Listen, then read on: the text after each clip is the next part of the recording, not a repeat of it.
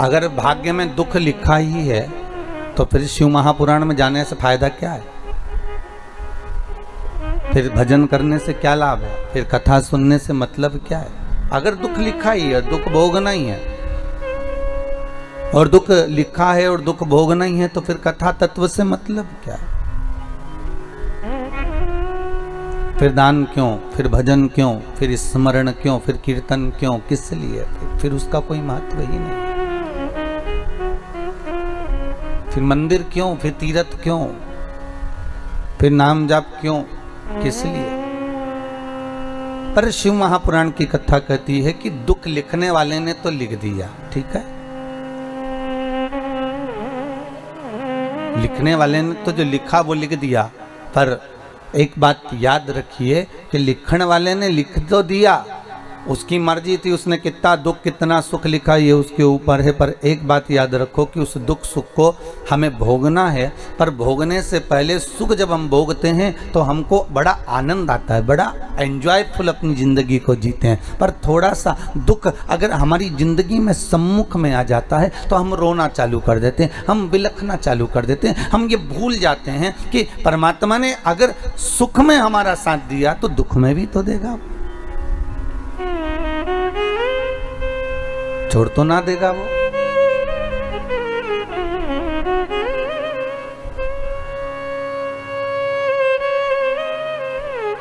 एक माता पिता अपने बच्चे को लेकर साल भर में छुट्टियों में दादा दादी के घर जाते थे, रहते थे मुंबई में, जैसे बगल परिवार रहता है।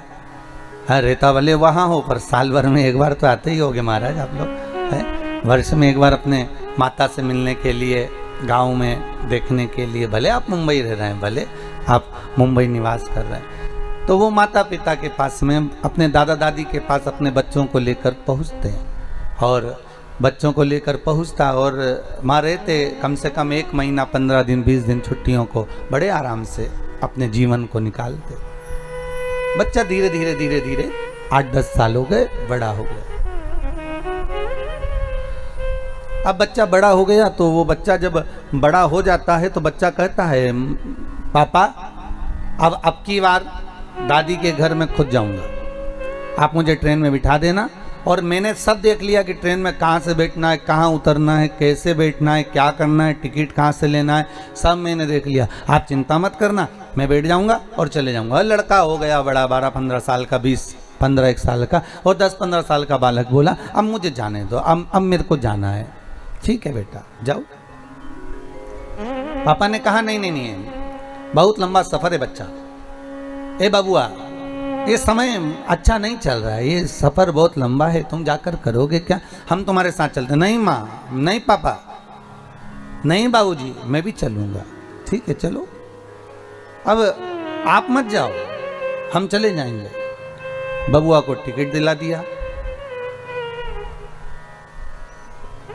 और बालक को जब टिकट दिलाया ट्रेन का, पिताजी उसको स्टेशन छोड़ने के लिए गए, समझाया आराम से बैठना, डरना नहीं, टीटी आए टीसी आए उसको टिकट दिखा देना, और बिल्कुल मत घबराना हो, और भोजन रख दिया है झोले के अंदर, खा लेना, स्टेशन पर उतर जाना, ध्यान रखना, आराम से जाना, चिंता मत करना।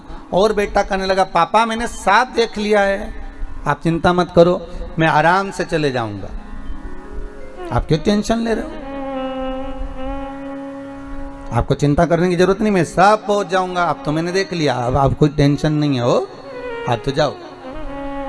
पिताजी ने जेब में से एक पर्ची निकाली और बेटे के जेब में दे दी, ले ये पर्ची रख ले तेरे पास में, जब तुझे कहीं भय लगे, कहीं ऐसा लगे कि जरूरत है, तब इस पर्ची को निकाल लेना, थोड़ा सा पढ़ लेना। हो ठीक है। बेटे ने पर्ची आगे वाली जेब में रख ली, बेटा चले गया। ट्रेन आ गई, बेटा चढ़ गया, बैठ गया, चले, ट्रेन चल दी, इसको जगह मिल गई, बड़े आराम से बैठा हुआ था, बड़े आराम से, और बड़े आराम से बैठा बैठा वो बालक, सब लोग आ रहे हैं जा रहे हैं, कोई उसको डरा भी रहा, चलो सर को उधर, थोड़ा खसको, सीट दो, वो थोड़ा खसक भी गया, दे भी दिया उसने।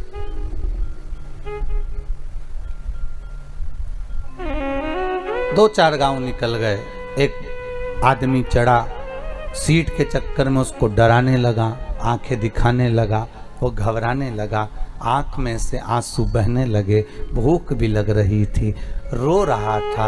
आंख से जब अश्रु गिरे तो मन में आया मेरे बाबूजी ने, मेरे पिता ने एक चिट्ठी मेरी जेब में रखी थी, उस चिट्ठी को निकालता हूँ। उस पर्ची को निकाला और निकाल कर पढ़ा तो उस पर्ची पर लिखा हुआ था, चिंता मत करना, पीछे वाले डब्बे में मैं बैठा हुआ हूँ।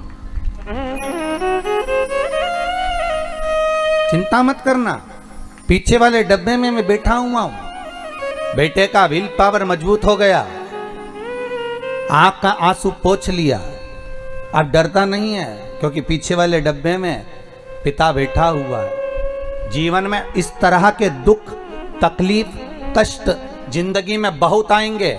डराने वाले भी मिलेंगे, घबराने वाले भी मिलेंगे, आंख दिखाने वाले भी मिलेंगे। आंखों में आंसू जब आए तो चिंता मत करना, इस कथा को, शिव महापुराण की इस कथा को याद करना कि पीछे वाले डब्बे में मेरा भोलेनाथ बैठा हुआ है, चिंता करने की जरूरत नहीं है, तू तो अपना कर्म किए जा, बाकी की चिंता वो विश्वनाथ करेगा।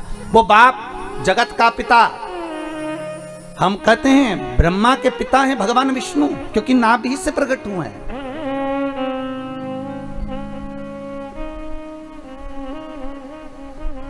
ब्रह्मा के पिता हैं भगवान विष्णु, पर भगवान विष्णु के अगर कोई पिता हैं, स्वयं ब्रह्मदेव ने पूछा कि आपका पिता कौन, और ब्रह्मा और विष्णु ने मिलकर एक खंबे का, एक सुंदर पर्वत का घर्षण करना प्रारंभ करा, एक पर्वत को घुमाना प्रारंभ करा, और उस पर्वत के घुमाने से एक लिंगायत आकृति प्रकट हो गई। उस लिंगायत आकृति से आवाज आ गई कि हे नारायण, तुम मुझे पहचानना चाहते हो? भगवान विष्णु हाथ जोड़कर बोले, प्रभु आपको कौन नहीं जानता, मैं तो जानता हूं आप। परंतु ये ब्रह्मा के मन में आश्चर्य पड़ा हुआ है ना कि मेरा पिता कौन है, जगत का नारायण, और नारायण का पिता है कौन आखिर?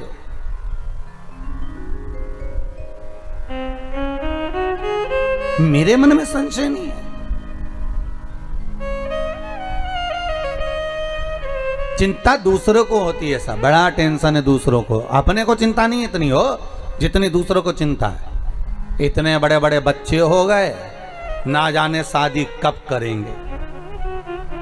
अरे बच्चे उनके सही है कि गलत है? बड़े भी हो गए तो उनके घर में हो गए, पढ़ लिख गए तो उनके घर में लिख गए, पर टेंशन इनको हो गई कि बताओ इतने बड़े बड़े हो गए, फिर टेंशन हो गया, इतनी सारी जमीन खरीदते जा रहे हैं, करेंगे क्या? सारी फैक्ट्रियां लाकर यही गांव में पांडे तारा में तो ना डाल देंगे, बड़ी चिंता।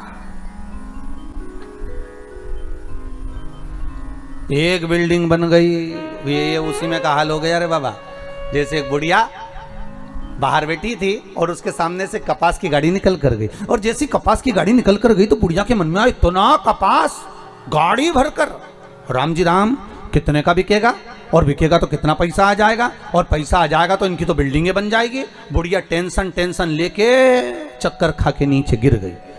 घर के बेटे आए, बुढ़िया को उठा कर ले गए तो पानी का छींटा दिया, पर बुढ़िया नहीं उठी। डॉक्टर को बुलाया, डॉक्टर साहब हमारी अम्मा को कुछ हो गया। अम्मा को क्या हो गया? अम्मा को देखा तो बढ़िया है, सांस भी अच्छी चल रही है, इसका सब बीपी मीपी शुगर मुगर सब बढ़िया, फिर इस पर पानी का छींटा दो। उठाया, नहीं उठा, अम्मा नहीं उठ रही साहब। डॉक्टर साहब देखो जरा, आधा घंटा हो गया अम्मा नहीं उठी, पूरे गाँव में खबर हो गई कि बेचारी वो अम्मा बाहर बैठी थी और चक्कर खा के गिर गई, ना जाने उसको क्या हो गया, उठ ही नहीं रही है। इसको तो उठाया, उठ ही नहीं रही है। तब एक पड़ोसन को मालूम पड़ा, और पड़ोसन इसके पास बहुत बैठती थी, तो पड़ोसन आई, क्या हो गया जीजी को? हुआ क्या कि बस सामने से कपास की गाड़ी निकल कर गई और जीजी चक्कर खा के गिर गई। इतने में पड़ोसन ने कहा, चिंता मत करो, सब हट जाओ यहाँ से, अभी थोड़ी देर में उठ जाएगी, तुम चिंता मत करो। और ये बाहर गई पड़ोसन, और दौड़ती दौड़ती आई और आकर बोली, जीजी उठ, अरे जीजी उठ, तेरे सामने से जो कपास की गाड़ी गई थी ना, उसमें आग लग गई। जीजी उठ के बैठ गई, जीजी तुरंत उठ के बैठ गई। क्यों? क्योंकि जगत संसार को आप अगर आगे बढ़ रहे हो, जगत संसार को आप अगर अग्रण्य भाव में बढ़ते जा रहे हो, जगत संसार में अगर आप कुछ अच्छा करते चले जा रहे हो, तो दुनिया के लोगों को टेंशन में आ जाते हैं और टेंशन लेते लेते ही बस यही सोच सोच के मर जाते हैं, इतने बड़े बच्चे हो गए इनके, शादी कब करेगी, इतनी ज़मीन ले ली, ना जाने क्या होगा, मकान काय को बना लिया, जब सभी को मुंबई में रहना था तो गांव में बनाने की ज़रूरत क्या थी, और बनाना भी था तो एक ही कमरा बनाना था, 12 काय को बना है। अरे 12 इन्होंने इसलिए कमरे बनाए कि एक ज्योतिर्लिंग का एक कमरा। 12 कमरे कितने ज्योतिर्लिंग के हो गए? अरे बोलो तो सही। अरे इनको मालूम था कि सीहोर वाला महाराज आएगा, अकेले नहीं आएगा, एक एक हर ज्योतिर्लिंग का एक शंकर लेकर आएगा और हर कमरे में एक शंकर रहेगा, इसलिए 12 बनाए हो, टेंशन न लीजिएगा। शिव करुणा सागर, पर चिंता हमें व्याप रही, हम सोच रहे हैं होगा क्या। छोड़ दो, पीछे वाले डब्बे में वो बैठा हुआ है, तुम 2 कदम आगे बढ़ते हो, तुम्हारे पीछे पीछे सपोर्ट करने के लिए मेरा कालों का काल महाकाल पीछे से चलता रहता है, पीछे से। आगे क्यों नहीं आता? गुरुदेव आप कहते हो कालों का काल महाकाल चल रहा है, तो आगे क्यों नहीं आता? किस लिए? शिव कहता है कि मैं सम्मुख में आऊंगा तो तेरी शान घट जाएगी, मैं पीछे रहकर तुझे आगे बढ़ाता हूं, जब तू आगे बढ़ जाता है तो मेरा नाम लेता है तो मुझे उसमें खुशी होती है। मां, एक घर की माता सबसे ज्यादा प्रसन्न कब होती है? जल्दी उत्तर दो रे भैया, बहुत प्रेम से उत्तर देना हो। घर की मां सबसे ज्यादा प्रसन्न कब होगी? घर की बूढ़ी मां सबसे ज्यादा प्रसन्न जब होती है जब बच्चा कहता है मम्मी भूख लगी है, तो माँ भी कहती इतना बड़ा हो गया अपनी धर्मपत्नी से के वो बउआ बोल, वो लाएगी तेरे लिए, भोजन बनाकर लाएगी, दाल बनाकर लाएगी। तब बेटा कहता है मम्मी दाल तो तेरे हाथ की अच्छी लगती है माँ, तू बना कर ला। तब माँ प्रसन्न हो जाती है। माँ को धन नहीं चाहिए, माँ को दौलत नहीं चाहिए, माँ को संपदा नहीं चाहिए। आज नवरात्रे का तृतीय दिवस है, आज गणगौर का दिन भी है, आज सौभाग्य तीज भी है। ये जगत जननी जगदम्बा तुम्हारी वस्तुओं से प्रसन्न नहीं होती, ये जगत जननी जगदम्बा तुम्हारे आभूषणों से प्रसन्न नहीं होती, ये जगत जननी जगदम्बा तुम्हारे मेवे और पकवान से प्रसन्न नहीं होती, ये जगत जननी जगदम्बा केवल तुम्हारा भाव देखती है कि मेरा पुत्र मेरा बेटा ये संसार का मानव मुझे कैसे रिझा रहा है, ये मुझे कैसे मना रहा है, उसकी लग जाए। भगवान शंकर का जब शिवलिंग प्रकट हुआ तो भगवान शंकर ने पूछा मुझे प्रकट करने का कारण क्या था? क्या आप नारायण को ये पता नहीं था कि मैं आपका पिता हूं? क्या ब्रह्मदेव को ये मालूम नहीं था कि मैं इनका दादा हूं?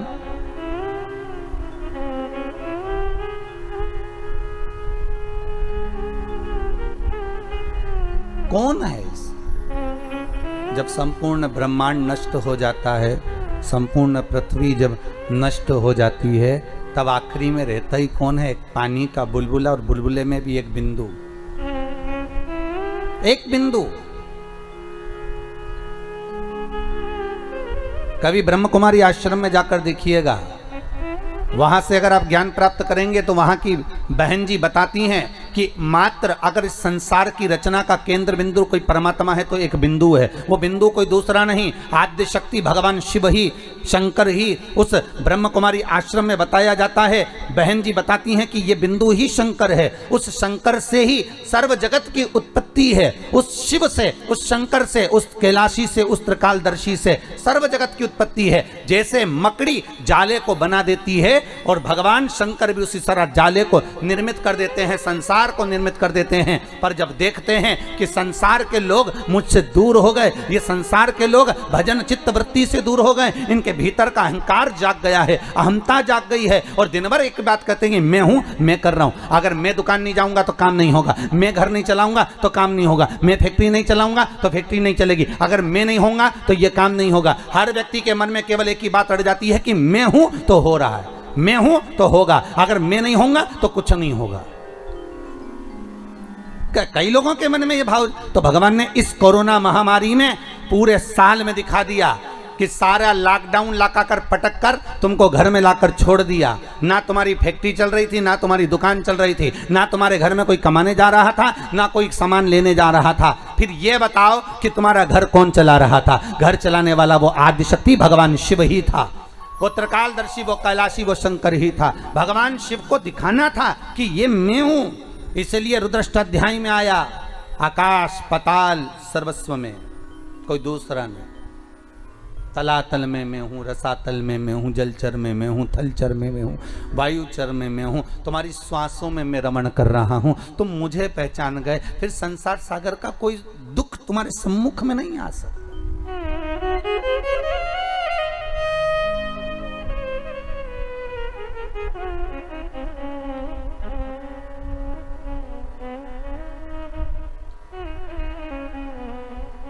में नहीं वो पर्ची, भगवान जब हमें पैदा किया, संसार सागर में जब उसने भेजा, माता के गर्भ से जब हमने जन्म लिया, वो पर्ची भगवान ने अपनी जेब में भी डालकर भेजी है। इस मन में एक पर्ची को रख दिया गया है कि जब तू दुख लगे, जब तुझे कष्ट लगे, जब तुझे लगे कि अब कोई साथ नहीं दे रहा, तब चिंता मत करना, वो पर्ची को निकाल लेना कि पीछे मैं खड़ा हूं तो चिंता मत करना, मैं तेरे साथ में हूं। अगर सुख में हूं तो दुख में भी तेरे साथ में हूं, क्यों चिंता कर? सौभाग्यवती केवल 7 दाने चावल के जल के पात्र में चंदन में भिगोकर डाल देने पर और उससे कामना कर कर, आरोग्यता की कामना कर कर, मात्र घर के जो मटका होता है, परिंदा होता है, उसके पास में समर्पित कर देने पर भगवान शंकर का नाम स्मरण कर कर जीव की रोग से मुक्ति भी हो जाती है।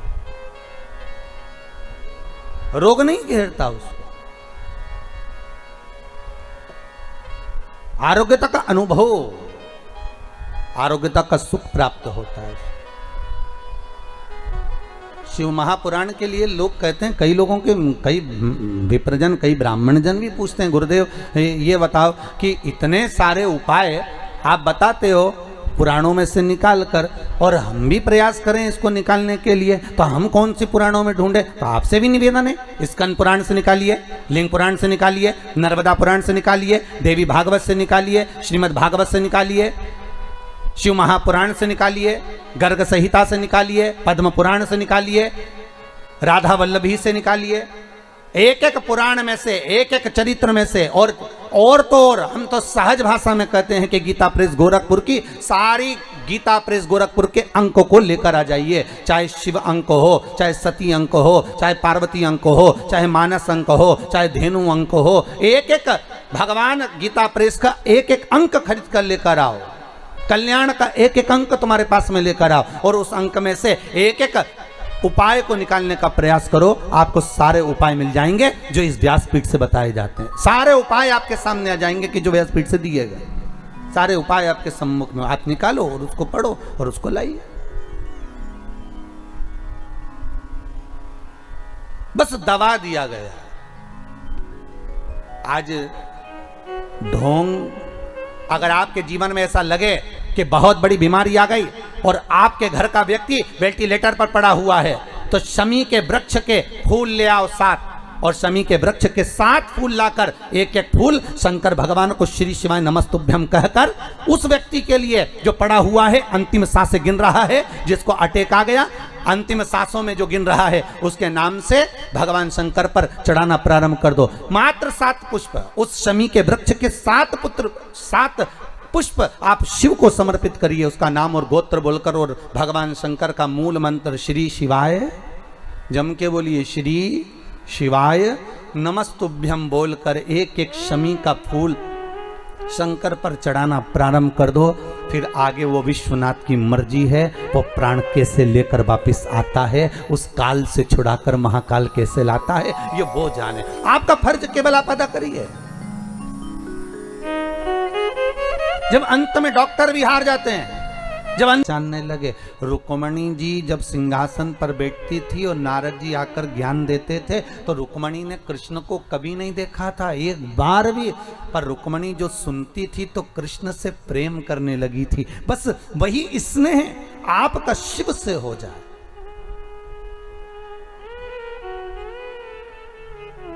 ये जो प्रेम होता है ना, इस प्रेम में होता ही ऐसा, जिससे आप प्रेम करते हो ना उसको दुख होता है ना, तो जो आपसे प्रेम करता है ना दुख उसको ज्यादा होता है। बताओ, उसका मोबाइल ले लिया, उससे बात नहीं करने दे रहा, मैं उसको दूसरा दिला दूंगा। शंकर, ये प्रेम वाली बात है। अगर हम शिव से स्नेह करते हैं तो दुख तुम्हारा होगा, तो रोने वाला शिव होगा, कष्ट मिटाने वाला शंकर होगा। अगर शंकर से लगन लगाई है, शिव का स्मरण किया है, शंकर का अनुमोदन करा है, तो दुख तुम्हारा होगा, कष्ट तुम्हारा होगा, तकलीफ तुम्हें आएगी, और मिटाने वाला मेरा शंभु होगा, आने वाला शिव होगा, शंकर होगा। कि इसका मोबाइल छुड़ा लिया तो जो प्रेम करने वाला होता है ना वो दूसरा मोबाइल दिलवा देता है, ले 5000 का दूसरा ले। और अगर मम्मी ने ये भी ले लिया तो चिंता मत कर, और दूसरा दिला दूंगा। शंकर जी भी ऐसा ही, तू मुझसे प्रेम करता है, तेरे को अगर दुख आया चिंता मत करना, दुनिया ताने देगी, गाली देगी, अपशब्द कहेगी, मैं बैठा हूं पीछे से, डब्बे में तो मैं ही हूं ना पीछे, चिंता क्यों करता। और अगर दुनिया की वस्तु कुछ ले भी ली तो मैं बैठा हूं। शास्त्र कहता है कि गले में जो तुमने तुलसी की माला धारण करी है या रुद्राक्ष पहना है, उसको उतारने का महत्व नहीं है कहीं पर भी, कि आप इसको उतार को रात कर सोइए। बैठिए। बहुत सुंदर प्रश्न करा आपने, जगत कल्याण के लिए। ये सभी के मन में प्रश्न आता है कि हम तुलसी की माला पहने या हम रुद्राक्ष। बैठिए, रुद्राक्ष की माला पहने तो हम रात को उतार दें? कौन कहता है?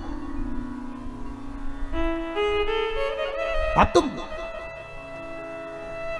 तुलसी रुद्राक्ष कभी शमशान में भी आप पहनकर चले गए, कभी हॉस्पिटल में भी आप पहनकर चले गए, कभी किसी सूतक सुए के घर में भी आप पहनकर चले गए, तो ना तो तुलसी ना रुद्राक्ष ये दोनों कभी अशुद्ध नहीं होते। जैसे गंगा का जल जहाँ भी रख दो वो हमेशा शुद्ध ही रहता है, उसी तरह तुलसी और रुद्राक्ष भी शुद्ध है, वो कभी अशुद्ध नहीं होते। कौन कहे आपसे कि आप इसको उतारो और मालूम पड़े अपन उतार के रात को सो और रात के प्राण निकल गए तो? भाई जीवन का क्या भरोसा है? कौन ने देखा, किसने देखा, कब देखा? तो यहाँ तो शास्त्र कहता है कि बिना तुलसी के भगवान जब भोग ग्रहण नहीं करता तो बिना तुलसी के भगवान तुम्हें वैकुंठ कैसे घुसने देगा, प्रवेश कैसे देगा?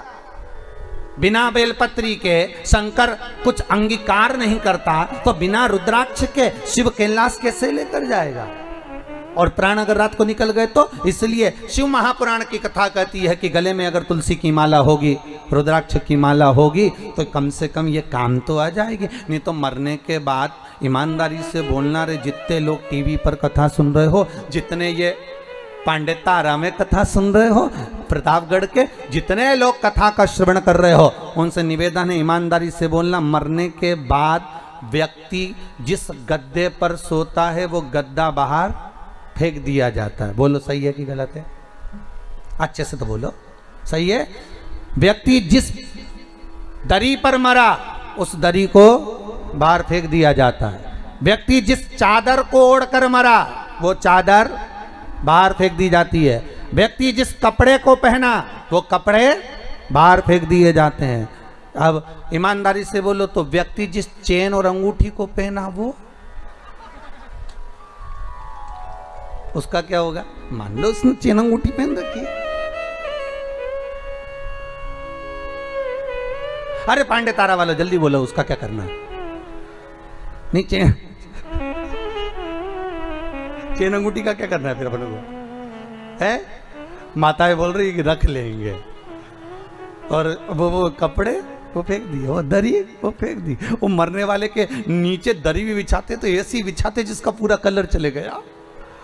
मरने वाले के ऊपर चद्दर भी बिछाएंगे तो ऐसी बिछाएंगे जो पूरी धुल के जिसका कलर चले गया, बेकार फेंकने वाली वो उड़ा देंगे। कपड़े भी ऐसे और सब सामान फेंक देंगे। पर कोई चेन, वो सोने की इतनी मोटी चेन पहन के बैठ, भले मोटी नहीं हो पतली हो तो कोई फेंकेगा नहीं? अंगूठी नहीं, और सोने की बटन लगाता काका जी तो बटन कुर्ता फेंका तो फेंक दे, नहीं, कौन फेंकेगा? कोई नहीं। तो मतलब अंदाजा लगा लो कि दुनिया के लोग तुमसे प्रेम नहीं करते, दुनिया के लोग तुमसे दिखावा करते हैं। प्रेम तो उनको सोने और चांदी और प्रॉपर्टी से है, इसलिए तो नहीं फेंकी, नहीं तो तुम्हें तो फेंक देते। कब का? जब तुम्हारे कपड़े फेंक दिए, तुम्हारी दरी फेंक दी, तुम्हारी चादर फेंक दी और तुम्हें नहीं रखा, मरने के बाद तुम्हें ले जाकर शमशान में फेंक दिया। संभाल के तो केवल चेन अंगूठी रखी, संभाल के तो तुम्हारे आभूषण वगैरह रखे, तो फिर मतलब क्या है? दुनिया के लोग तुमसे कहाँ का प्रेम करते हैं? दुनिया के लोग तो केवल प्रेम करते हैं तुम्हारे धन और दौलत से, तुम्हारी संपदा से। जब व्यक्ति की गरीबी आती है ना, तो दुनिया के लोग सोचते हैं कहीं मांगने ना आ जाए, और दुनिया की जब अमीरी आती है तो दुनिया के लोग सोचते हैं कि ना जाने कहाँ डाका डालकर लेकर आया होगा। विचार करिए, संसार की इस दृष्टि को विचारिए जरा कि क्या दृष्टि है लोगों, क्यों? इसीलिए शिव महापुराण की कथा कहती है शंकर कहां रहते हैं? जम के बोलो, शमशान में। शिव शमशान में निवास करते हैं क्योंकि उनके ससुर दक्ष प्रजापति ने श्राप दिया था, हे शंकर मैं तुम्हें श्राप देता हूं कि तुम शमशान में निवास करोगे। शंकर भगवान बड़े खुश हुए, मेरे ससुर जैसा दुनिया में कोई ससुर नहीं होगा। प्लाट भी दिलाया तो ऐसी जगह जहां कोई कब्जा ही नहीं करेगा। इतनी सुंदर जगह पर मुझे रहने की व्यवस्था दे दी, वहां कौन कब्जा करने जाएगा? बस सबसे ज्यादा दुख था शमशान में रहने पर तो पार्वती जी को दुख था। पार्वती जी हमेशा शंकर जी से कहती थी अपन शमशान में रहते हैं, अपने को कौन मिलने आएगा? शंकर जी बोले चिंता मत कर, नहीं आएगा तो बांध के लाया जाएगा, और जो एक बार आ गया दूसरी बार कभी नहीं जाएगा। सबसे ज्यादा टेंशन पार्वती जी को था, अपने से कौन मिलने आएगा? इतनी दूर मकान बनाएंगे, जंगल में मकान बनाएंगे, गांव को छोड़कर इतने खेत पे मकान बनाएंगे तो वहाँ कोई नहीं आएगा, वहाँ डर अलग लगेगा। तो शंकर भगवान की कथा देखो, कोई नहीं आएगा, आएगा जब आएगा, और एक बार आ गया तो वापस जाएगा ही नहीं, रुकेगा, फिर क्या करे जाकर? कई लोग हमसे ही कहते हैं, अरे गुरुजी आपने वो आपका कुबेरेश्वर महादेव मंदिर बना रहे हो, गौशाला बना रहे हो, वृद्धाश्रम बना रहे हो, तो कहाँ जंगल में बना रहे हो? इसको बनाना था तो कहीं वृंदावन में बनाना था। बड़े बड़े महाराज वृंदावन में आश्रम बना रहे हैं, बड़े बड़े महाराज हरिद्वार में बना रहे हैं। तुम्हें पैसा खर्च करना था तो कहीं तीर्थ में करना था, ऐसी जगह जहाँ लोग आते जाते रुकते, कमरे में रुकते तो थोड़ा पैसा देते तो कमरे का खर्चा निकल जाता। तो हमने कहा हमने कुबेरेश्वर महादेव का मंदिर बनाया है, गौशाला बनाई है, वृद्धाश्रम बनाया है, वहाँ पर एंजॉय करने के लिए होटल नहीं बनाया कि आओ एसी के रूम में रुको और एंजॉय करो और चले जाओ। जिसको आना है वो शंकर जी के लिए आएगा, जिसको आना है वो गौ माता के लिए आएगा, जिसको आना है शंकर से मिलने के लिए आएगा। इसलिए कुबेर भंडारी का जो मंदिर सीहोर से 10 किलोमीटर दूर पर जंगल में जो बनाया जा रहा है, उसका कारण केवल इतना है कि यहाँ जो आएगा केवल शंभू के लिए आएगा, और जो शंकर के लिए आएगा तो कुबेर भंडारी उसके लिए खजाना खोल ही देगा, इसलिए उसको वहां बनाया। और सबसे ज्यादा धन्यवाद तो आपको दूंगा, जिन जिन लोगों ने उसमें सहयोग करा, दान का एक एक रुपया अगर आपने दिया है, अपन रहे ना रहे पर अपना दिया गया वो दान सत्कर्म कम से कम सही जगह लग तो गया। गौ माता में, वृद्धाश्रम में, उस मंदिर में सही जगह लग तो रहा है। इसकी प्रसन्नता होना चाहिए, इसकी प्रसन्नता।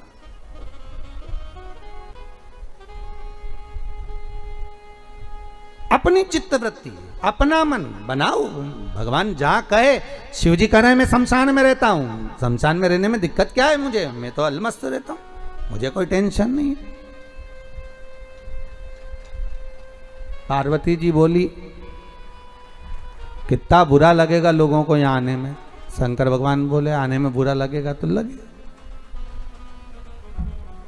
पर जो भी आएगा थोड़ी देर कम से कम बैठेगा तो सही हो। लोगों के पास फुर्सत नहीं आज के ज़माने में 5 मिनट बैठने की, पर शमशान में आएगा तो थोड़ी देर बैठेगा, ये पक्का। तू क्यों चिंता करती, छोड़ उसको। हमारी चित्तवृत्ति शिव में है, हमारा मन शंकर में है। इस मन को अगर शिव में लगा दिया तो शिव की दृष्टि है। शिवाय नमस्तुभ्यम का क्या लाभ है?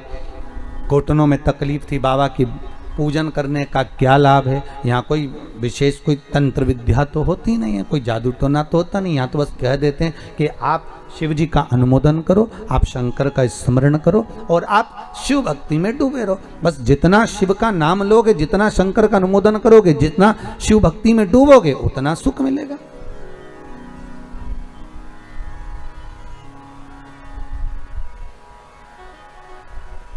जपो, जपाओ और जपते रहो।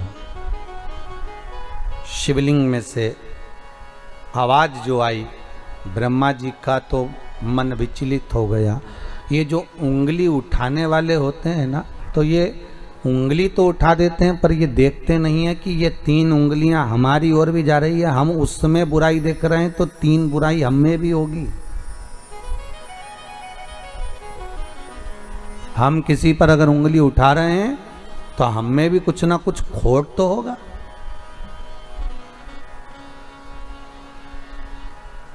अब ब्रह्मदेव तो कह दिए, ये आकाशवाणी झूठी लगती है मुझे तो। शंकर भगवान ठहाका लगाकर हंसे, शिवलिंग में से आवाज आई, अरे ब्रह्मदेव तुम मुझसे कह रहे हो कि आकाशवाणी झूठी है? हाँ,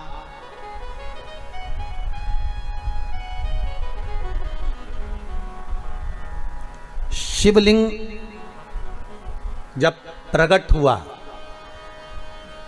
उस शिवलिंग के 5 मुख निर्मित करे शंकर। केवल शिव केवल प्रामाणिकता देने के लिए। बहुत सुंदर चरित्र, जरा ध्यान दीजिएगा।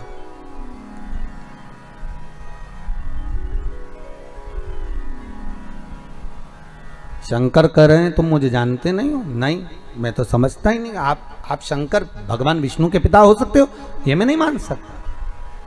5 मुख शंकर ने शिवलिंग में से प्रकट कर दिए। इसलिए ओम नमः शिवाय, ये नमः शिवाय जो शब्द है पंचाक्षर, ये शंकर के प्रथम शिवलिंग में से प्रकट हुआ था। जो 5 मुख निकले थे उसमें से एक एक अक्षर प्रकट होकर सम्मुख में आया था। ये ओम नमः शिवाय शिव का प्रथम अक्षर, शिव का प्रथम स्वरूप ओम नमः शिवाय जो प्रकट हुआ। प्रथम लिंग जो प्रकट हुआ शिवलिंग, उसी में से प्रकट हो गया, उसी में से।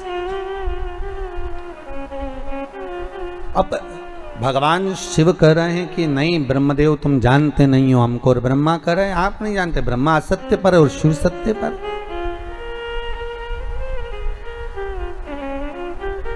कितने प्रमाण भगवान शंकर ने ब्रह्मा को दे दिए, पर ब्रह्मा मानने को तैयार नहीं। शिव जी जान गए कि अब सत्य के लिए प्रमाण की जरूरत नहीं पड़ना। अब प्रमाण देगा ब्रह्मा असत्य के लिए। शंकर जी ने ब्रह्मा जी की बुद्धि ऐसी कर दी कि ब्रह्मदेव भगवान विष्णु से बोले अगर ये आपके पिता हैं तो आपके पिताजी के चरण कहाँ हैं और सिर कहाँ हैं? इस शिवलिंग का सिर देखने के लिए मैं जाऊंगा, आप चरण देखने के लिए जाओ और ढूंढ कर लेकर आओ भगवान के चरणकार, मैं शीश देखने जाता हूं। भगवान ने बुद्धि फेर दी। विनाश काले विपरीत बुद्धि। जब व्यक्ति का विनाश आता है, जब मनुष्य नष्ट होने वाला रहता है, तो दूसरे की निंदा करना प्रारंभ कर देता है, दूसरे के लिए अपशब्द बोलना चालू कर देता है, दूसरे को नीचे दिखाना प्रारंभ कर देता है, दूसरे पर उंगली उठाना चालू कर देता है। समझ लेना कि अब इसकी विद्वत्ता, अब इसका अहम, इसका अहंकार नीचे की ओर आ रहा है।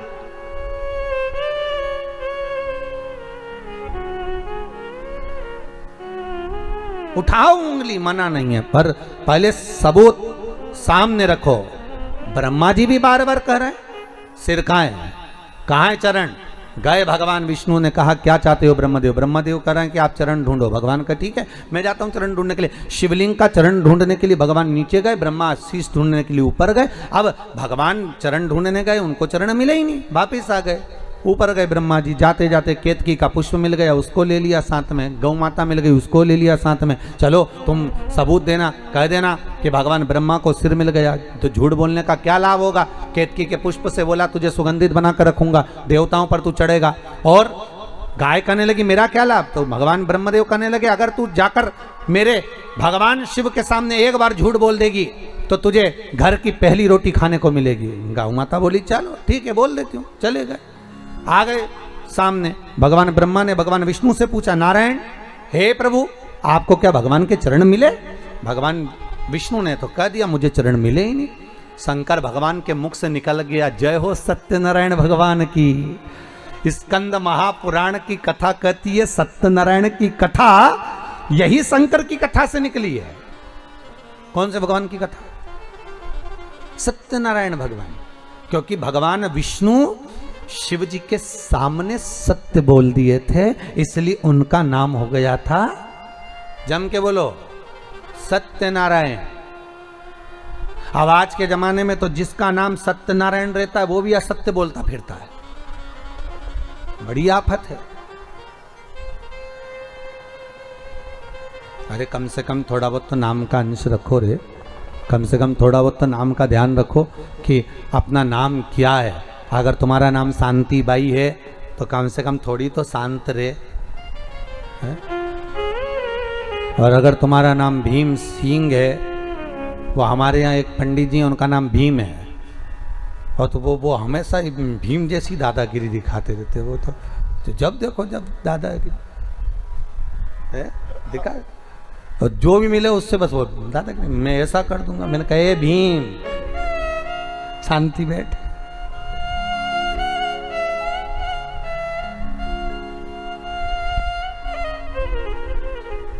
शांति बैठ। अरे तुम्हारे नाम का कम से कम फल तो प्राप्त करो। अब नाम रख दिया आशीष, और झुकाए कभी किसी के आगे नहीं शीश, तो क्या मतलब का आशीष है? अरे थोड़ा गुरु के चरण में, परमात्मा के चरण में, माता पिता के चरण में, बड़ोजन के चरण में थोड़ा बहुत तो शीश झुकाओ।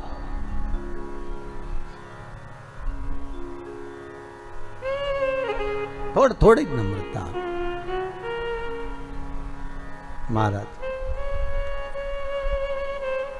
प्रेम हो जहां, स्नेह हो जहां। झूठ बोल रहे हैं। भगवान सत्यनारायण सत्यनारायण हो गए। ब्रह्मा जी ने कहा आपको चरण नहीं मिले? नहीं। भगवान विष्णु ने पूछ लिया आपको भगवान शंकर का सिर मिला क्या? ब्रह्मा जी बोले बिल्कुल मेरे को तो मिला।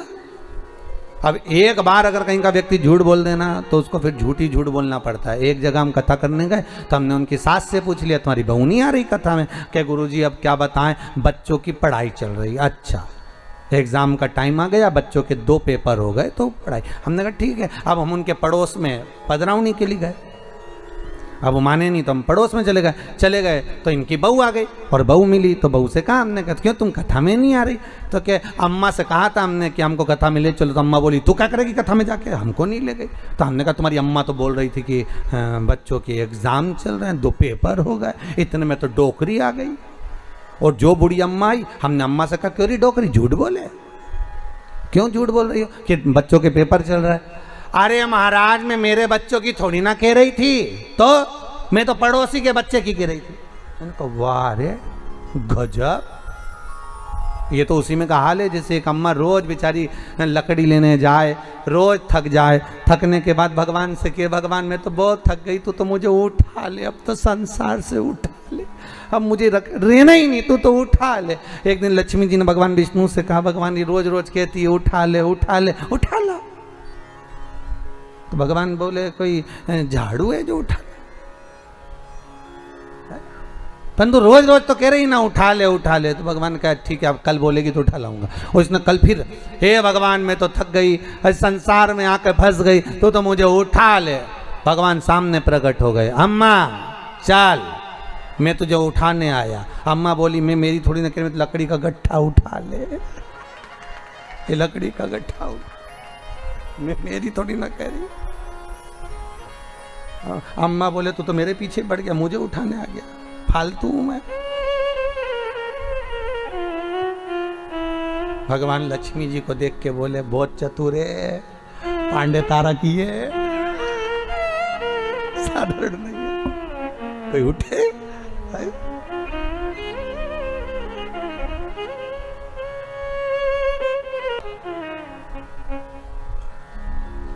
भगवान ने ब्रह्मा से कहा कि तुम बोलो,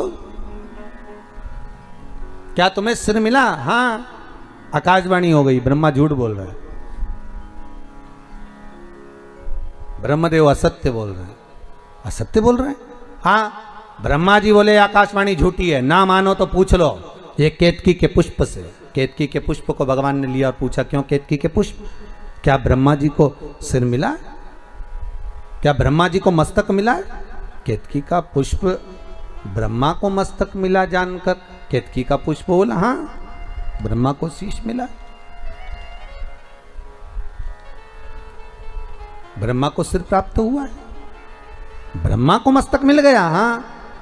भगवान आकाशवाणी कर कर बोले, ये ब्रह्मा जिस केतकी के पुष्प को लेकर आया है वो झूठ बोल रहा है। ए केतकी के पुष्प, भगवान शंकर कहते केतकी के पुष्प में तुझे श्राप देता हूं, सारे देवताओं पर तू चढ़ेगा पर शंकर पर कभी नहीं चढ़ेगा। और अगर कोई भूल से भी केतकी का पुष्प शंकर को चढ़ा देगा तो 1000 गौ हत्या के बराबर उसको दोष लग जाएगा। इसलिए केतकी का फूल सारे देवताओं पर चढ़ता है पर भगवान शिव पर नहीं चढ़ता,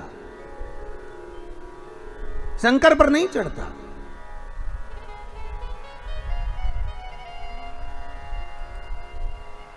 शिव को प्रिय है पुष्प में आंक का पुष्प, जो आंकड़े का पुष्प होता है शंकर को बड़ा प्रिय है।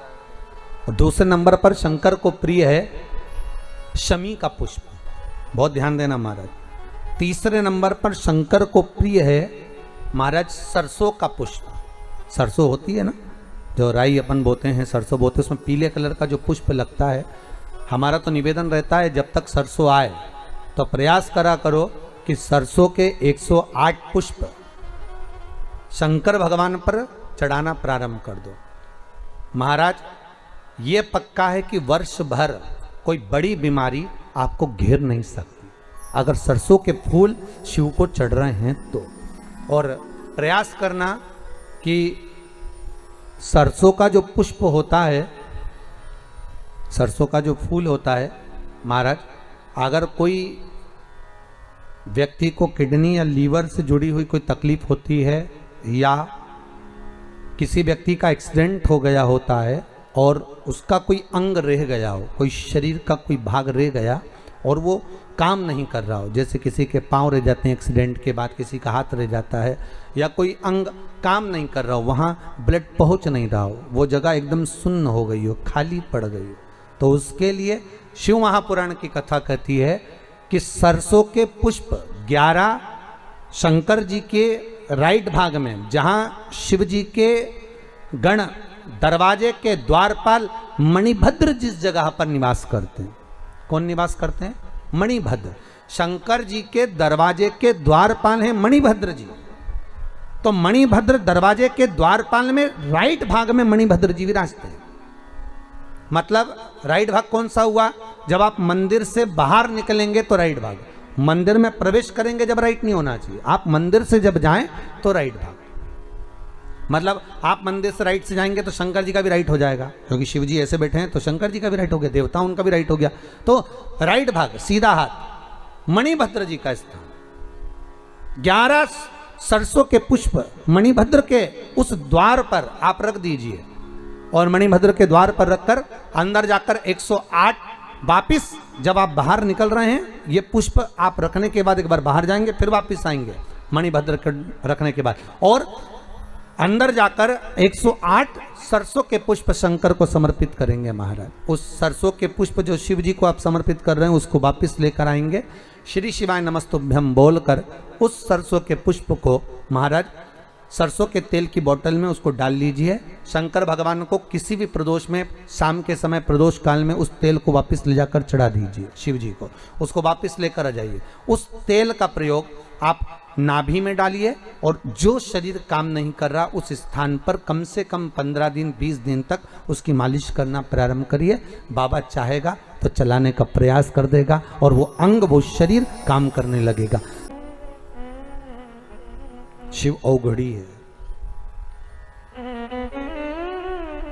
शंकर औघड़ी, भगवान शिव कह रहे हैं, भगवान शिव बोल रहे हैं, अरे ब्रह्मा तुम झूठ बोल रहे हो, और तुम केतकी के पुष्प को लेकर आए, ये भी झूठ बोल रहा है। असत्य बोलने वाला व्यक्ति असत्य सिखाकर लगता है। बहुत विद्वान, खूब सत्संग करने वाले, खूब पूजन पाठ कराने वाले, खूब विद्वान पंडित जी, और चले गए नरक। तो गांव के लोग कुछ मरने के बाद नरक गए तो उन्होंने अपने पंडित जी को देखा, पंडित जी तुम यहाँ? पंडित जी बोले आओ। तो तुम्हें तो स्वर्ग जाना था, तुम नरक क्या कर रहे हो? पंडित जी बोले पत्नी के कारण आया। तो पत्नी ने कैसे भेज दिया कि रोज तैयार होके मेरे सामने आके पूछती थी मैं कैसी लग रही। अब रोज मुझे झूठ बोलना पड़ता था कि तू बहुत अच्छी लग रही, भले बुरी लगे तो भी कहना पड़ता था कि अच्छी लग रही। अब उसके चक्कर में बेचारा नरक चले गए। तो तुमसे निवेदन है, तुम भी अपने पति से कभी मत पूछा करो मैं कैसी लग रही। एक आध दिन सुबह के समय पर अगर वो सत्यवादी बनकर मुंह से बोल दिया, जैसे तुमने आकर पूछा क्यों जी कैसी लग रही, और पति बोल दे ऐसी लग रही जैसे हरी घास में भैंस चर रही, अब कितना बुरा लगेगा। तो इसलिए सत्य बेचारा बोल भी नहीं पाता कि बोले तो सत्य कैसे बोले।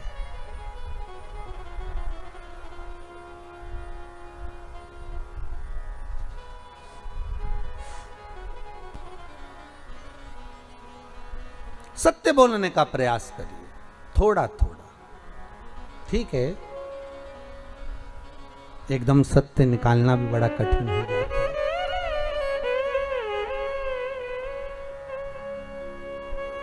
एकदम अगर सत्य निकल भी जाए ना तो बड़ा कठिन। अब मुंह पर तो बोलना ही पड़ता है तुम साहब बहुत बढ़िया हो, साहब बहुत आनंद है, बहुत बढ़िया। अब मन से तो कचोट रहा है, काय को मुंबई छोड़ के यहाँ आ गए। बताओ, हमारी छाती पे मूंग दलने आए, इससे तो मुंबई में अच्छे थे, पांडे तारा में क्या कर रहे हैं, सबकी सब इकट्ठे हो गए, ना जाने अब कितनी जमीन और खरीदेंगे। और सामने के सामने के अच्छा हुआ आ गए। अरे अपने जीवन में सत्यता को थोड़ा सा लाओ। अरे ब्रह्मा तुम झूठ बोल रहे हो, ब्रह्मदेव ने कहा मैं झूठ बोल रहा हूँ, केतकी का फूल झूठ बोल रहा है, तो गौ माता से पूछ लो। गौ माता को खड़ा करा, भगवान शिव ने पूछ लिया, बोल गौ माता क्या ब्रह्मा जी ने भगवान शंकर का सिर देखा है? तो गौ माता बोली हाँ ब्रह्मा जी ने सिर देखा। अब तो भगवान शिव को क्रोध आ गया, अरे गौ माता तू जगत की मां कहलाती है, दुनिया के लोग तुझे पूछते हैं गौ माता, और तू कह रही है कि शंकर जी का सिर ब्रह्मा ने देखा है। मेरे सामने इस शंकर की साक्षी में तूने झूठ बोला है गौ माता। मैं तुझे श्राप देता हूं गौ माता, तेरा पूरा शरीर पूजा जाएगा पर तेरा मुख अपूज्य माना जाएगा। हिंदू धर्म में सारी परिक्रमा आगे से होगी पर गौ माता की परिक्रमा पीछे से होगी। हिंदू धर्म में सारा दान, कन्यादान, वस्त्रदान, मुद्रादान, स्वर्णदान, अन्नदान, सारा दान आगे से होगा पर गाय का दान पूंछ पकड़कर पीछे से होगा, क्योंकि तूने झूठ बोला है, तू असत्य बोली है। और तू असत्य क्यों बोल रही है? तू असत्य बोलने का कारण तेरा है क्या? क्यों असत्य बोली? केवल एक रोटी के लिए? और यहां बीमार पड़ गया। उस नगर के एक व्यक्ति का काम था, उसके पास में कमाई होती थी तो वो पैसा इकट्ठा कर कर बाजार में जाकर कोड़ियां खरीद कर लाता था। कोड़ियां देखिए, वो ऐसी छोटी छोटी कोड़ियां होती हैं, कोड़ियां खरीद कर लाता था और उन कोड़ियों को खरीद कर लाता और कोड़ियां ले जाकर ढेर सारी इकट्ठी करते जाता। पत्नी कहती इतनी कोड़ियां क्यों ला रहे हो? पति बोला कोड़ियां आन दे, अपना क्या जा रहा है, इकट्ठा करता गया करते गया, बारदान पर बारदान भरता गया, बोरे बोरे भरता गया, खूब कोड़ियां इकट्ठी कर ली। एक दिन नगर का राजा बीमार पड़ गया। अब नगर का राजा बीमार पड़ा, वेदों ने औषधि देने वाले डॉक्टर ने कह दिया कि राजा का एक ही इलाज है, कोड़ियां लाओ, उसमें आग लगाओ, उसकी राख तैयार करो, राजा के शरीर पे मलो। राजा के शरीर पर मलोगे राजा ठीक हो जाएगा। अब कोड़ियां देखी तो बाजार में नहीं थी, नगर में देखी नहीं थी, भंडार गृह में देखी नहीं थी, कोड़ियां कहां गई? ढूंढ रहे हैं सब। किसी को मालूम पड़ा कि गांव का व्यक्ति रोज सुबह आता है और बाजार में से सारी कोड़ियां खरीद कर ले जाता है। उसके पास पहुंचे, तुम्हारे पास कोड़ियां? हाँ, पर मेरे पैसे की, मैंने इकट्ठी करी, मैंने पैसे से लाया हूं, फ्री की नहीं है मेरे पास। सारी कोड़ियां तुम्हारी है? हाँ। राजा बीमार पड़ा है, थोड़ी कोड़ियां दीजिए, ले जाओ। उन्होंने कहा झोला खोलिए, बैग खोलिए। इसने अंदर से कोड़ियां लाया, बारदान में से थाली पर हाथ फेरा, कोड़ी डाल दी। फिर लाया, फिर कोड़ियों पर हाथ फेरा, फिर कोड़ियां डाल दी। राजा के दूत कहने लगे, ए पागल, मूर्ख है तू, बेवकूफ है, कोड़ियां लाकर दे रहा है तो थाली पर हाथ क्यों फेर रहा है? डायरेक्ट ला के डालता क्यों नहीं है? पूरा बारदान उठाकर क्यों नहीं दे देता? पूरा बोरा उठाकर क्यों नहीं दे देता? पूरा बैग उठाकर क्यों नहीं दे देता? महाराज, ये कोड़ियों में मैं वो कोड़ी ढूंढ रहा हूं, ना जाने कौन सी एक कोड़ी ऐसी आ गई जो मेरी इतनी कोड़ियों को, रखी रखाई कोड़ियों को लेकर चली गई। वो गांव का व्यक्ति सोच रहा है कौन सी कोड़ी थी, उस कोड़ी को ढूंढने का प्रयास कर रहा हूं। यही हमारी जिंदगी है। कोई बेईमानी की ऐसी कोड़ी तुम्हारे घर में ना आ जाए कि मालूम पड़े रखा रखाया भी सब लेकर चले जाए।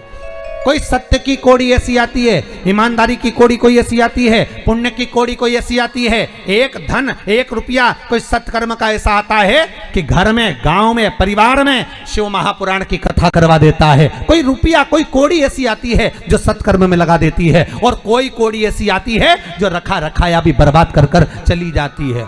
बघेल परिवार को तो सोचना चाहिए कि पुण्य की कोई कोड़ी आपके पास आई होगी जो भगवान हिसाब तो लेगा, और वो जब हिसाब लेता है ना तो दिखता नहीं है। हिसाब जब लेता है ना उसकी मार दिखती है, ना उसका डंडा दिखता है, ना उसके शब्द दिखते हैं। जब वो हिसाब लेता है तो आंख में से केवल आंसू बहते हैं और व्यक्ति तड़पता है, भीतर से रोता है जब वो हिसाब लेता है। उसके हिसाब की इंतजार करना, बस इसलिए निवेदन है जितना बन सके 10 का 20 ना करिए, थोड़ा बढ़ाओगे चल जाएगा, 1 का 54 बढ़ा लोगे, 2 रुपया बढ़ा लोगे चल जाएगा, पर ज्यादा नहीं बढ़ाना भाई, मत। सहयोग करो, सपोर्ट करो।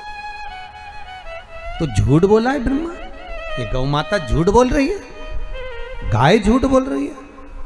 गौ माता तूने झूठ बोला, एक रोटी के चक्कर में तू झूठ बोली है, तेरा पूरा शरीर पूजा जाएगा पर मुखा पूज्य होगा। आज भी गाय का,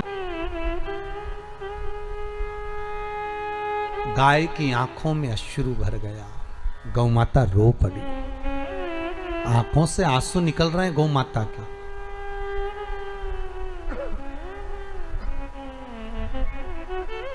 केवल मनुष्य नहीं रोता, केवल मानव की ही आंख में आंसू नहीं आते, जीव भी रोता है, जीव भी रोता है।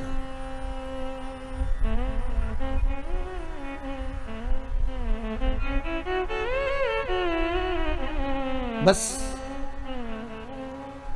मनुष्य रोता भी है के को देखने के लिए। एक लड़की वाले आए, और लड़की वाले आए बेचारे 4 लोग, और लड़के वाले बैठ गए 20 लोग, और सब लड़के वाले की तारीफ करे, क्या जोरदार लड़का साहब, खूब जोरदार है, काम धाम बहुत बढ़िया, इनकी फैक्ट्रियां चल रही है जोरदार, अच्छा, दुकान धंधा पानी बहुत बढ़िया, अच्छा, लड़का देख लो कितना बढ़िया, बहुत बढ़िया, काम धाम भी बहुत बढ़िया, अच्छा हो, और लड़के के रिश्तेदार भी बहुत बढ़िया, अच्छा, सब तारीफ कर रहे हैं, सब दिखने में भी अच्छा है। तो फिर किसी ने पूछा बोलचाल में अच्छा है कि नहीं है? बहुत बढ़िया, बोलचाल में भी अच्छा। अच्छा, लड़के को सिखा के बोला था कि बोलना मत ही, तू वह चुपचाप बैठे रहना, तू मत बोल।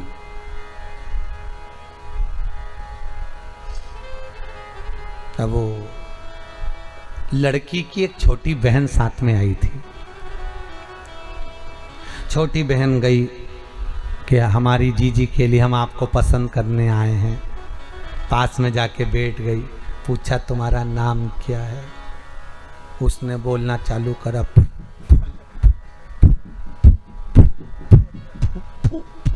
फूलचंद। 1 घंटे तक तो फूफू बोला और बाद में बोला फूलचंद। लड़की वापिस आकर अपने मम्मी से बोली अटका है, अटका।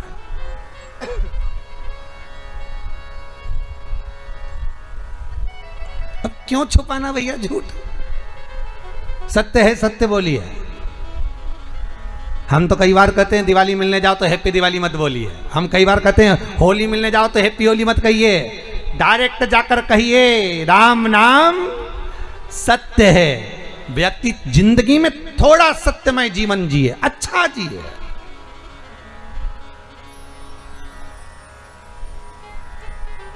सत्य की जिंदगी जियो और उस परमात्मा के सामने अपनी सारी गुनाहों को, उस परमात्मा के सामने अपने किए गए पापों को, हमारा निवेदन रहता है शंकर के मंदिर में जब जाओ एकांत में बैठकर बाबा को अपनी सारी गुनाहें गिनवा दो, अपनी सारी गलतियां गिनवा दो। मैं पापी, मैं कपटी, मैं छली, मैं प्रपंची, मैंने बहुत गलत काम किया पर हूं तो आपका हूं, आपने बनाया। झूठ बोल दिया, केतकी का पुष्प भी झूठ बोल दिया, ब्रह्मा फिर झूठ बोल दिए। भगवान शिव को क्रोध आ गया, अपने पैर के अंगूठे का नख तोड़कर फेंका, काल भैरव को प्रकट कर लिया, काट ब्रह्मा का सिर जिससे ये झूठ बोल रहा है। काल भैरव ने ब्रह्मा के सिर को काट दिया, जिस सिर से ब्रह्मा झूठ बोल रहे थे उस मुख को काट दिया। सिर लुढ़कता लुढ़कता गया, ब्रह्मा चुप नहीं हुए, झूठ बोलते चले जा रहे हैं कि आकाशवाणी झूठी है, आकाशवाणी झूठी है। रक्त के द्वारा एक नदी उत्पन्न हो गई जिसका नाम है कर्मनाशा।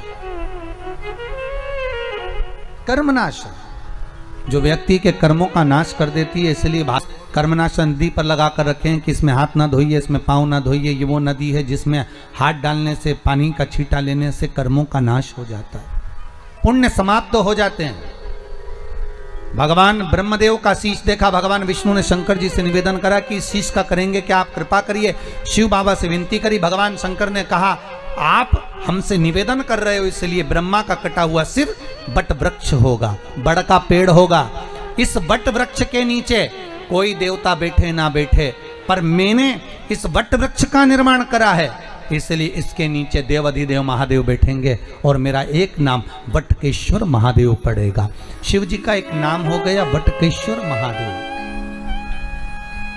बड़ के पेड़ के नीचे बैठे तो बटकेश्वर महादेव हो गए।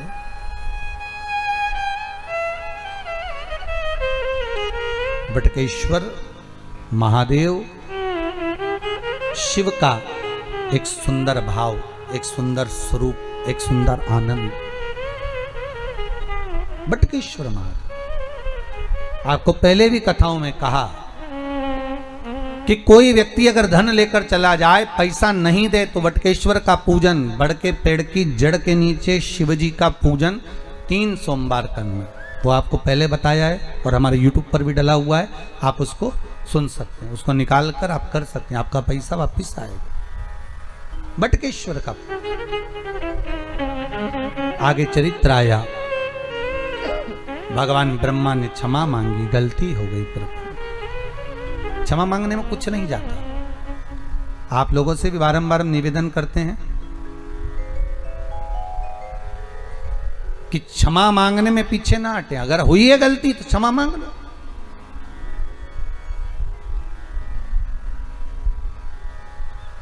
क्या जा रहा है पर एक छोटा सा शब्द है स्वारी, पर बोलने में लोगों की जिंदगी निकल जाती है केवल इस शब्द को बोलने में कि साहब गलती हो गई, हो गया होगा, हमारे मुख से निकल गया होगा, आप शब्द बोल दिया होगा, क्षमा कर दो, हो गए। और इतना सा शब्द बोल देना व्यक्ति तो बस वो ही आनंद हो जाए, इतना सा शब्द।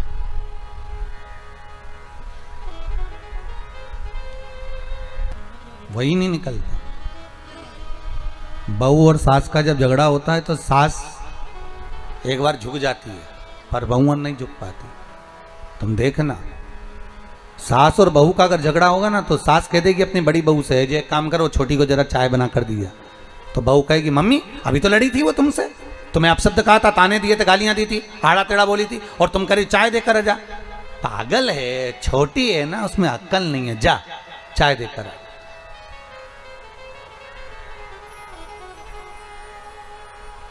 जाओ दिया जरा चाय। ये 5-5 के कैसे निभा रही होगी ना, सोचो सब लोग। पर निवेदन है एक स्वारी शब्द, एक क्षमा याचना, एक भगवान के सामने बैठकर दिल की बात कह देना, ज़्यादा समय नहीं लगता, भगवान से आप बात कर सकते हो, भगवान सुनता है। ऐसा नहीं कि नहीं सुनेगा, आप दिल से कहकर देखिए, वो सुनेगा, वो आनंद आएगा आपको। शंकर से बोलोगे वो आनंद आएगा। समय आया, ब्रह्मा जी ने क्षमा मांगी, सृष्टि का निर्माण करा, हृदय से दक्ष को उत्पन्न करा, मनु शत्रुपा को प्रकट करा, कन्या देहूति आकुति प्रसूति हुई। प्रसूति का विवाह दक्ष के साथ में हुआ, दक्ष प्रजापति और प्रसूति का विवाह हुआ। माता प्रसूति के गर्भ से जितनी कन्याओं ने जन्म लिया सब भगवान की भक्ति को धारण करने वाली थी। दक्ष प्रजापति की धर्म पत्नी के गर्भ से जो पुत्र हुए, देवऋषि नारद ने इनको भगवत चर्चा में लगा दिए। तो दक्ष प्रजापति ने श्राप दे दिया, नारद तूने मेरे पुत्रों को भगवान की भक्ति में लगाया, मैंने उनको सृष्टि के निर्माण के लिए पैदा करा था, उनको जन्म दिया था कि सृष्टि को आगे बढ़ाएंगे, और तूने भजन में लगा दिया। मैं तुझे श्राप देता हूं कि तू एक जगह टिककर नहीं बैठेगा, तू एक जगह स्थिर नहीं रहेगा। नारद जी बोले श्राप चल जाएगा, पर भजन में तो लगा दिया, कम से कम मैंने भजन में तो लगाया, चलेगा श्राप। अगर आप अच्छा काम कर रहे हो, सत्कर्म कर रहे हो, भगवत भजन कर रहे हो, कोई ठीक कर्म कर रहे हो, कोई नेक कर्म कर रहे हो, और दुनिया के लोग अगर आप पर उंगली उठा रहे हैं, ताने दे रहे हैं, अपशब्द बोल रहे हैं, आड़े तड़े व्याख्यान कर रहे हैं, गालियां दे रहे हैं, मैसेज कर रहे हैं, कोई आपके लिए अपशब्दों का प्रयोग कर रहे हैं, करने दीजिए, आप अपना कर्म मत छोड़िए, आप अपना कर्म करते रहो, श्रेष्ठ कर्म करो। आग लगे बस्ती में, जम के बोलो अपन रहो मस्ती में, क्या किसको रोइए, चादर तान के सोइए। एक जगह पर लिखा हुआ था, मैं गरीब इतना हूं, इतना गरीब हूं, इतना गरीब हूं कि एक गधा भी नहीं खरीद सकता हूं। इतना गरीब हूं कि एक, जम के बोलो, अरे जम के तो बोलो, एक गधा भी नहीं खरीद सकता हूं। पर अमीर इतना हूं, इतना अमीर हूं कि रोज घोड़े बेच के सोता हूं, रोज घोड़े बेच कर सोता हूं, अमीर इतना हूं। अब गरीबी कितना है कि गधा नहीं खरीद सकता, और अमीर कितना है कि रोज घोड़े बेच कर सोता है।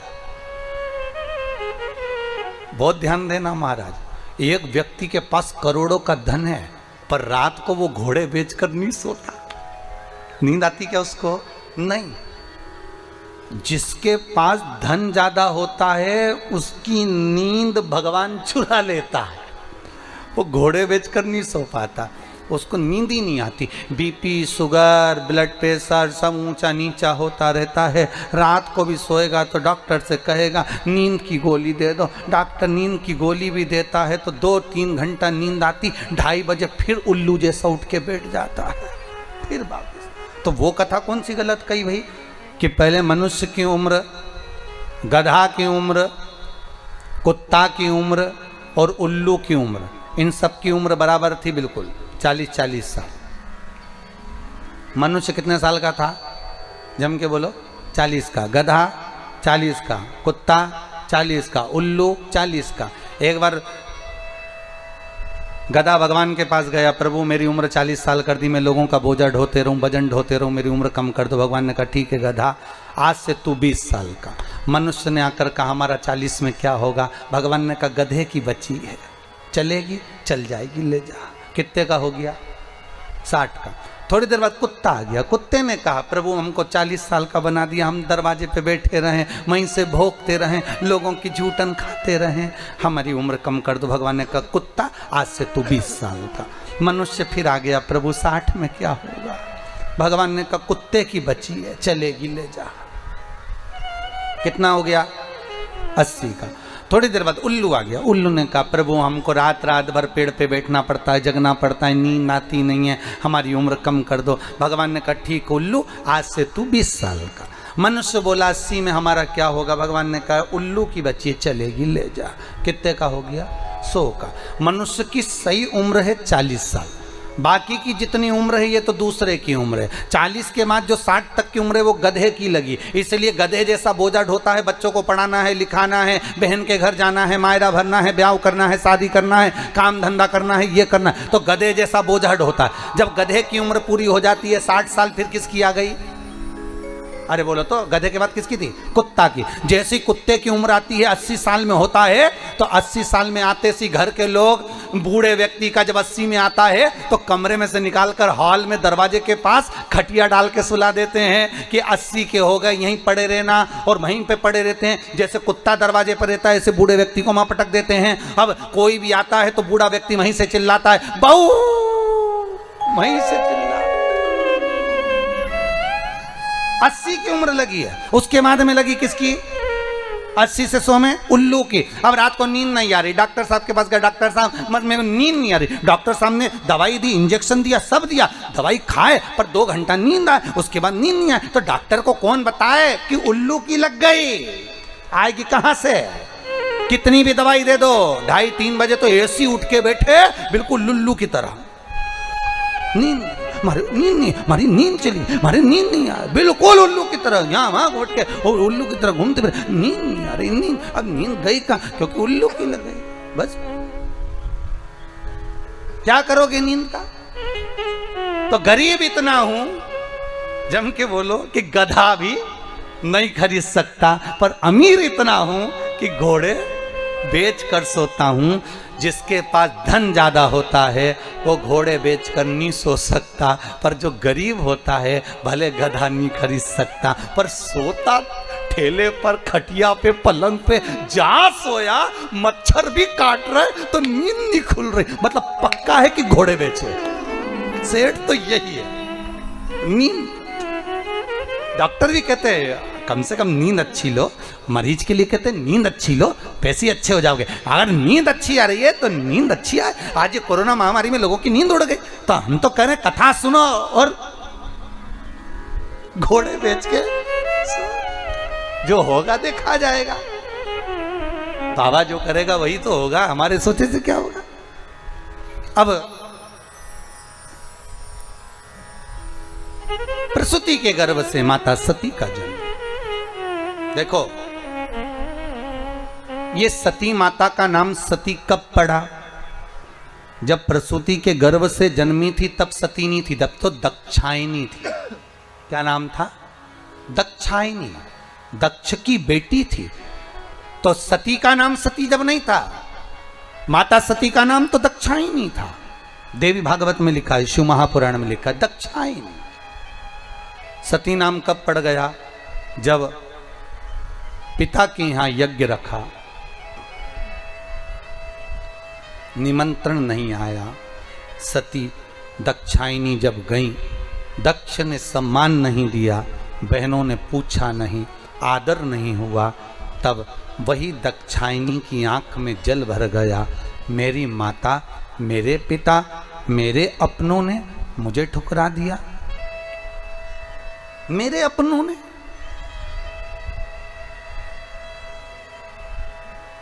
ये मेरे अपने हैं जो मुझे ठुकराए। छायनी आज रो रही है, ये मेरे अपने हैं, ये मेरे अपने, मेरा पिता, मेरी माता, मेरी बहनें। बहुत ध्यान देना महाराज, धन होगा तो जो तुम्हारे नहीं है वो भी तुम्हारे बन जाएंगे। धन नहीं होगा तो जो तुम्हारे अपने हैं वो भी पराए हो जाएंगे, वो भी पराए।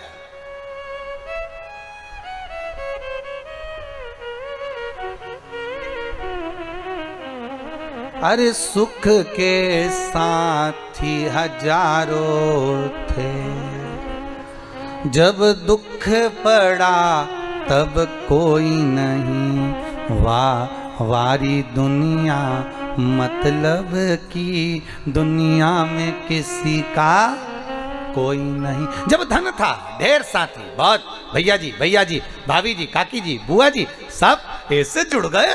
अब तो सब सम्मान दे, आदर करे, तो आदर तुम्हारा नहीं हो रहा रे, आदर तो तुम्हारे धन का हो रहा है, सत्ता का हो रहा है, वैभव का हो रहा है। तुम्हारा आदर होता होता तो जब तुम गरीब थे तब आदर होना था।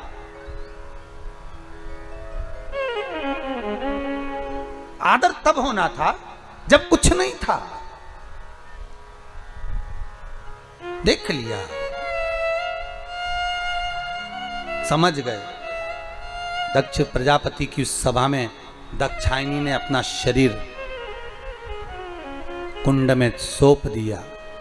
जब दाक्षायणी यज्ञ की अग्नि में कूदी तब वो कहलाई सती। तब तक वो सती नहीं थी, कूद गई। शिव जी को मालूम पड़ा, शंकर भगवान क्रोध में लाल हो गए, गणों को भेज दिया। दक्ष प्रजापति का शीश कटकर अग्नि में गिर गया। देवताओं ने शंकर जी की स्तुति करी, भोलेनाथ कृपा करो, इनका शीश जोड़ना जरूरी है, अगर यजमान जीवित नहीं होगा तो फिर यज्ञ कैसे होगा। तब यजमान को बकरे का मुख लगाया। काय का मुख लगाया? बकरे का। अब बकरा का मुख दक्ष प्रजापति का लग गया तो फिर उस मुख को धारण करने के बाद जब स्तुति करी तो बकरा हिंदी थोड़ी ना बोलेगा, बकरा तो अपनी भाषा में बोलता है। बब्बा बब्बा बब्बा बब्बा, बकरा जैसे बब्बा बब्बा बोला, शंकर जी बड़े खुश हो गए, मेरा ससुर कितनी अच्छी स्तुति कर रहा है। शंकर भगवान ने बोल दिया, जो मेरे मंदिर में आके बम बम बोलेगा मैं समझ जाऊंगा मेरा ससुर आ गया। उस दिन से लोग मंदिर में क्या बोलते हैं? बम बम बोले, हर हर महा। भगवान शिव सती मैया जो जलकर भस्म हुई हिमालय राज की नगरी में, मैनावती की गर्भ से जन्म लेती हैं। शिव और पार्वती का मंगल आनंद विवाह होता है। पार्वती मैया भगवान शंकर को आनंद से रिझाने के लिए तप साधना करती, भगवान शिव को रिझाने के लिए।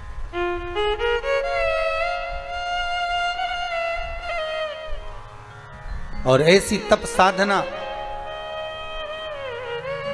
जिनको देवऋषि नारद स्वतः कर देते हैं। देवऋषि नारद जहां स्वयं कह देते हैं कि यह कन्या का जो पति होगा अड़भंग होगा, भस्मी रमाने वाला, जटाजूट बांधने वाला, मृग चर्म को धारण करने वाला, मृग छाला को पहनने वाला, अड़भंग। और शिव को रिझाने के लिए पार्वती अपना सर्वस्व निछावर करती है। भगवान को रिझाने के लिए माता पार्वती तप साधना करती है और शिव फिर दूल्हे के रूप में प्राप्त होते हैं। पार्वती दुल्हन बनती है, शंकर दूल्हा बनता है। पार्वती को बनी कहा, शिव जी को बना कहा। हमारे यहाँ, आपके इधर उत्तर प्रदेश में होता कि नहीं होता पता नहीं, पर हमारे इधर तो लड़के की शादी होती है तो 8 दिन पहले से बना जी गाते हैं, और लड़की की शादी में बनी जी गाते हैं। इधर गाते हैं तो हमारे यहाँ बनी जी गाते हैं, और दूल्हे को कहते बना और दुल्हन को कहते बनी, और दोनों में ही नहीं बनी तो काय का बना और काय की बनी। भाई बने तो समझ लो कि बना और बनी है। दोनों का प्रेम, दोनों का आनंद बना रहे। और दूल्हे के यहाँ इसलिए गाते बना जी मतलब बना के चलना जी, जैसी मिली निभा। भले वो लड़े झगड़े प्रेम करे और निभा, क्योंकि बना जी बना के चलो। और बनी का मतलब है बनी रहियो, दौड़ दौड़ के मायके मत आइयो, नहीं तो गुस्सा हो के फिर मायके आ जाए, मैं तो चली ये।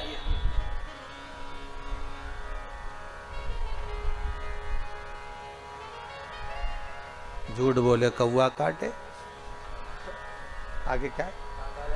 काले कौआ से डरियो, मैं मायके चली जाऊं तो देखते रहिए। अब मालूम पड़े दौड़े फिर मायके भग जाओ,